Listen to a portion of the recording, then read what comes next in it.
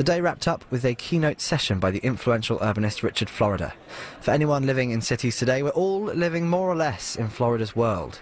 Years ago, he coined the somewhat controversial term creative class, where he predicted for cities to grow and attract young people, they needed to cater to creatives, artists, architects, writers, essentially what some would call hipsters.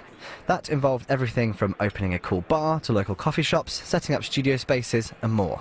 What he failed to predict was just how quickly this development would happen and the impact, such as gentrification, that it would have. His new book, The New Urban Crisis, which we featured here on The Urbanist earlier this year, is basically an apology for those predictions. And in Cork, he explained more. If I made one error, it's this.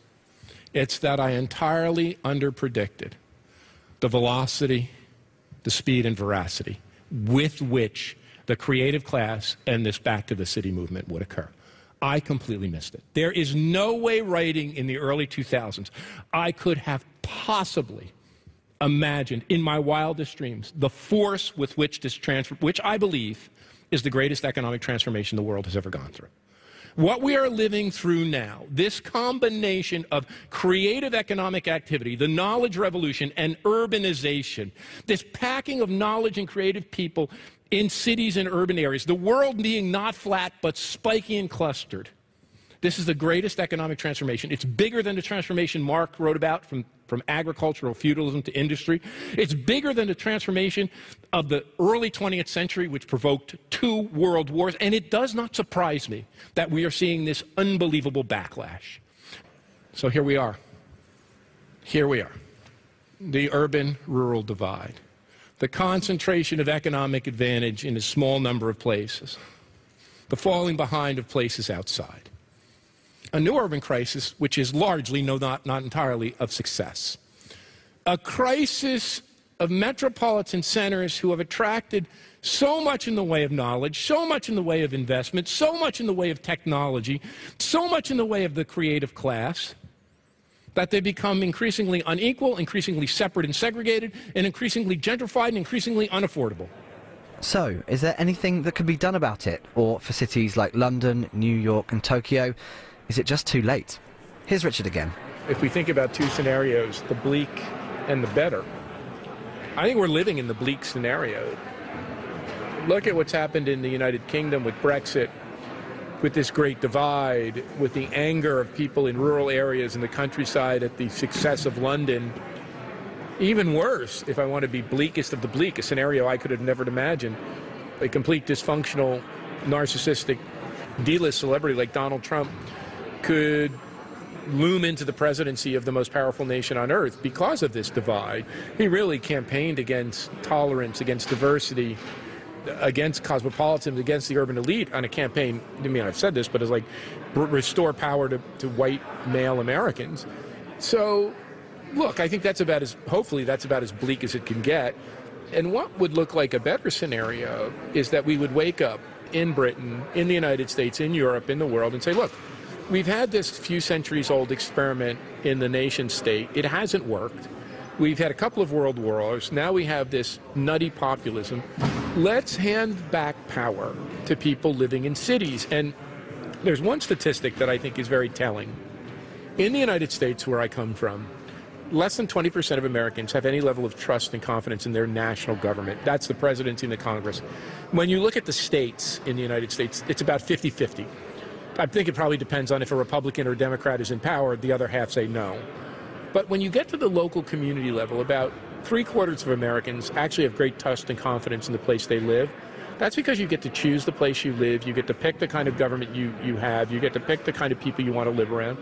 There, really, partisan ideology doesn't matter. People want to make a great city, Democrat, Republican, liberal, or conservative. So I think that's the better scenario. It's not euphoria, it's not utopia, but it's a world in which local cities and local communities have more power, and we can coexist, rural and urban, suburban, liberal, conservative, moderate. We all get to pick where we live, and instead of bashing each other in the heads, we pick where we want to live and we coexist with one another. I think in the next 20 years, that's a doable scenario. That better scenario is one we can get to. And how do we stop the nice small places like Cork from becoming the big horrible places like London? I think the new urban crisis, rightly or wrongly, snuck up on people. If you had talked to someone in London 20 years ago, you talked about somebody in New York when I was a boy, New York could be this place filled with creatives and young people and families, and they would have said, you're bananas, you know. New York is falling apart, it's a hellhole, it has high crime, and it's fiscally bankrupt.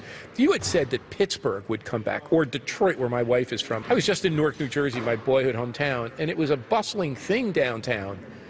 People would have said, you're from the moon. So I think the urban renaissance snuck up on people. Now, a place like Newark, or a place like Detroit, or a place like Pittsburgh, or a place like Birmingham or Manchester, they've got a shot now. Philadelphia, at saying, we're going to try to address affordability, we're going to try to address class division, we're going to try to be more inclusive. I think for smaller places, they have to be, the word I would use is intentional. They would have to be intentional about regeneration, but intentional about being inclusive. And it can be done. It's hard to do it.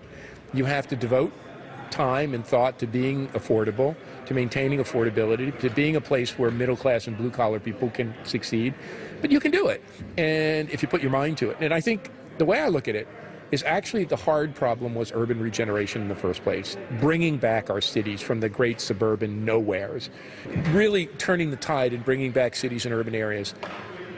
I know it sounds daunting, but it will be relatively easier to make those places more inclusive now that they have economies that function, that generate tax revenue, that create employment. And, you know, one thing we know is cities have record low unemployment.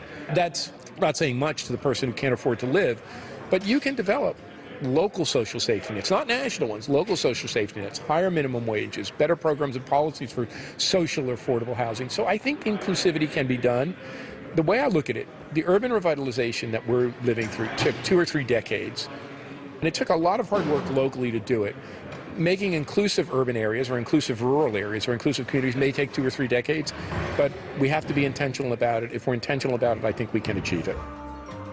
If there's a main takeaway from the Academy of Urbanism's Congress, it's that while there's still a long way to go, at least the conversation about rethinking how cities should be shaped has started. And in the years to come, smaller cities like Cork, that often live in the shadow of bigger urban areas, will play a crucial role in ensuring that city living doesn't become so unbearable it's a thing of the past.